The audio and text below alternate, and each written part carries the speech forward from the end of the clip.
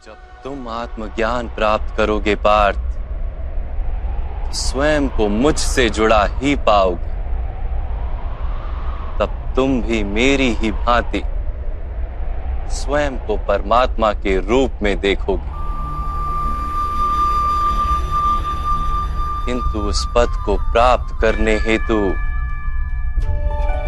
मेरे प्रति संपूर्ण समर्पण अनिवार्य है। समर्पण क्या है माता? समर्पण मन की ऐसी स्थिति का नाम है जब मनुष्य अपने सारे संकल्पों का त्याग कर देता है, स्वयं से किसी प्रकार के निर्णय अथवा प्रण भी नहीं लेता। जिस प्रकार के कार्य उसे दिए जाते हैं उसी प्रकार के कार्य करता है। वास्तव में समर्पण का अर्थ होता है अपने आप, अपने मन को, बुद्धि को, ज्ञान को, इच्छा को, आशा को, अपनी भावनाओं को, अपना सब कुछ किसी को अर्पण कर देना। और ऐसे समर्पण को भक्ति कहते हैं।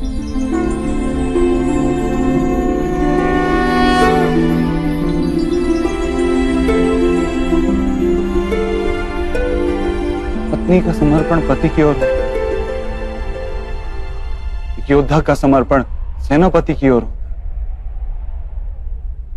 एक शिष्य के हृदय में गुरु भक्ति होती है। क्या ये सारी भक्तियां एक समान? क्या सबको ईश्वर की प्राप्ति होती है? नहीं पार्थ, मनुष्य जिसके प्रति समर्पित होता है उसी के रूप में ढलने लगता है। उसके मन में कोई संदेह, कोई प्रश्न जन्म नहीं लेता।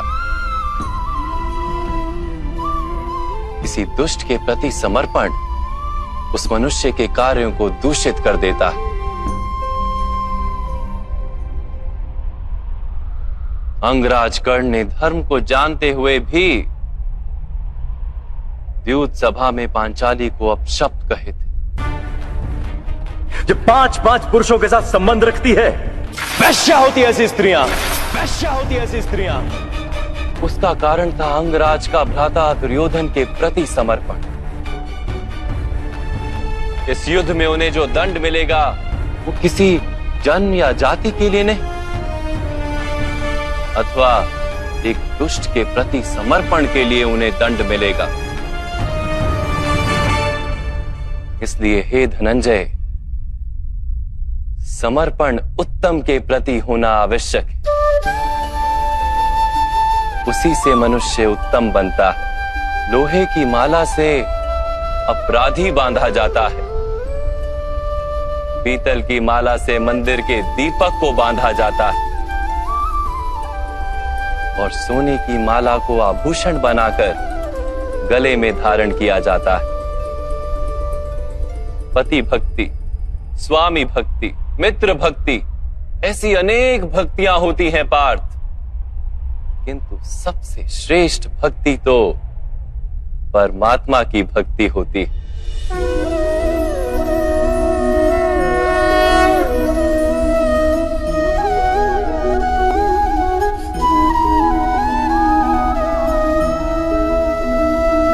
किंतु परमात्मा की भक्ति का सांख्य अथवा कर्म योग से क्या संबंध है? सांख्य योग के कारण मनुष्य स्वयं को आत्मा के रूप में जानता है।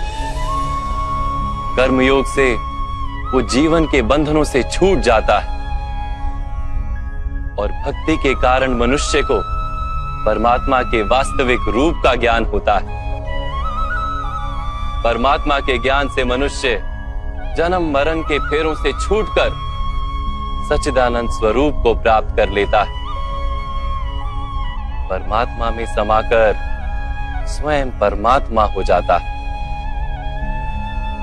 जैसे जल की छोटी सी बूंद जब सागर में मिलती है तो स्वयं सागर बन जाती है। अर्थात इस शरीर का कोई महत्व ही नहीं है माधव। अवश्य महत्व है पार्थ। शरीर के माध्यम से ही मनुष्य को परमात्मा का साक्षात्कार होता है। मृत्यु और नए जन्म के बीच के समय में आत्मा के ज्ञान में वृद्धि नहीं हो पाती। इस जन्म में प्राप्त अनुभव, ज्ञान, विचार और अभ्यास को लेकर आत्मा नया शरीर धारण करती है। आत्मा की प्रगति और अधोगति शरीर में रहकर ही संभव है।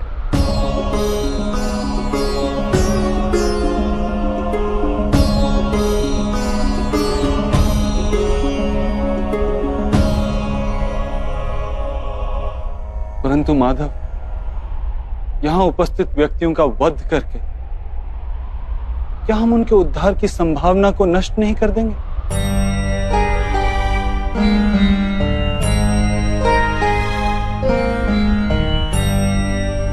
तुम्हारे शत्रु धर्म की मर्यादा को तोड़ चुके हैं पार्थ। अधर्म ही उनका स्वभाव बन गया है। उनका उद्धार अब असंभव है।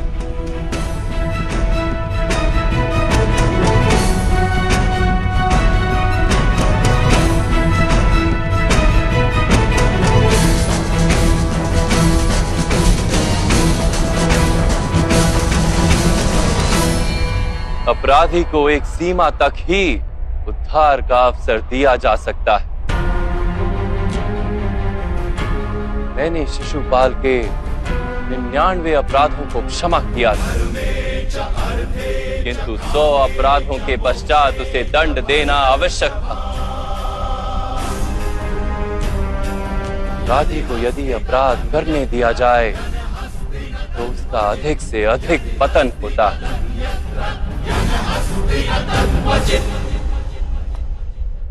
उसे अधर्म से रोकने में ही करुणा है धनंजय। ये आत्माएं मरेंगी नहीं। अधर्म से दूषित शरीर का त्याग करके नया शरीर धारण करेंगी और उस शरीर में उनकी प्रगति की संभावना अधिक होगी। इस विचार से यदि तुम युद्ध करोगे तो वो उचित है। मनुष्य का शरीर उसकी संपत्ति भी है और मर्यादा भी। धर्म के मार्ग पर प्रवास करने वाला मनुष्य अपने शरीर को शुद्ध करता है और उसके माध्यम से आत्मा का साक्षात्कार करता है। इसी को क्षेत्र क्षेत्रज्ञ संबंध कहा गया है। मैं इसका तात्पर्य नहीं जान पाया माधव। जब मनुष्य ये जान लेता है कि उसका शरीर एक भूमि का टुकड़ा है, अर्थात क्षेत्र है, और वो उस शरीर में रहने वाला, उस शरीर को समझने वाला अर्थात क्षेत्रज्ञ है, तब वो शरीर के माध्यम से अपनी प्रगति साध पाता है।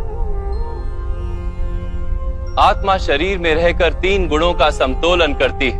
तमस को घटाकर सत्व को बढ़ाने का उपाय करती है और ईश्वर की भक्ति करके परमात्मा के साथ एक हो जाती है। भक्ति कैसे की जाती है माधव? क्या समर्पण ही भक्ति नहीं? नहीं पार्थ, समर्पण तो भक्ति का प्रथम चरण है। वास्तव में भक्ति किसी कार्य का नाम नहीं, वो तो केवल मनस्थिति का नाम है। आवश्यक है कि मनुष्य जब तब यज्ञ, याग, यम, नियम, योग और स्वाध्याय के माध्यम से अपने अंतर को शुद्ध करे और परमात्मा के प्रति समर्पित रहे। मनुष्य अपने सारे कार्य, सभी कार्यों के फल, अपने जीवन का प्रत्येक श्वास परमात्मा को समर्पित करता रहे।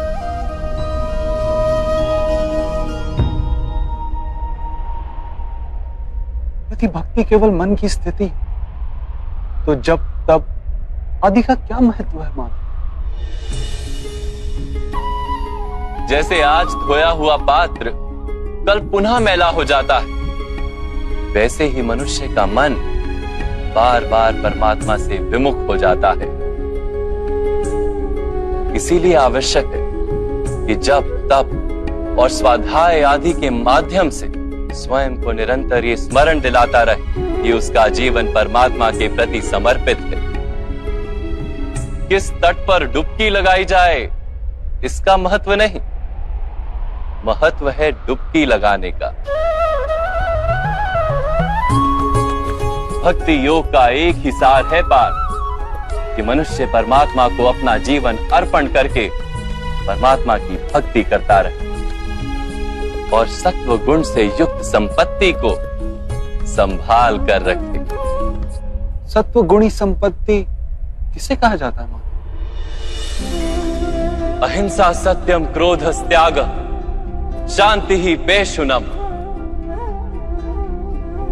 दया भूतेष्व लोलुप्त्वम मार्दवम वीर चापलम तेज क्षमा धृति शोचम द्रोहो नातिमानिता भवन्ति संपदम देवी अभिजातस्य भारत।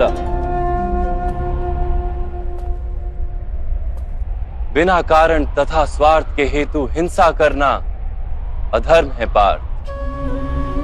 वास्तव में अहिंसा ही परम धर्म है और उसके साथ सत्य, क्रोध ना करना, त्याग, मन की शांति, निंदा ना करना, दया भाव, सुख के प्रति आकर्षित ना होना, बिना कारण कोई कार्य ना करना, तेज, क्षमा, धैर्य, शरीर की शुद्धता, धर्म का द्रोह ना करना तथा अहंकार ना करना, इतने गुणों को सत्व गुणी संपत्ति या दैवी संपत्ति कहा जाता है। इसी से मनुष्य परमात्मा की अर्थात मेरी भक्ति कर पाता है, जीवन के कर्तव्यों का वहन करता है, धर्म की स्थापना करता है और कर्म के फल की आशा का त्याग करके जीता है। उसे मैं निस्संदेह इस जन्म में संतोष देता और मृत्यु के पश्चात अपने ही अंतर में स्थान देता हूं।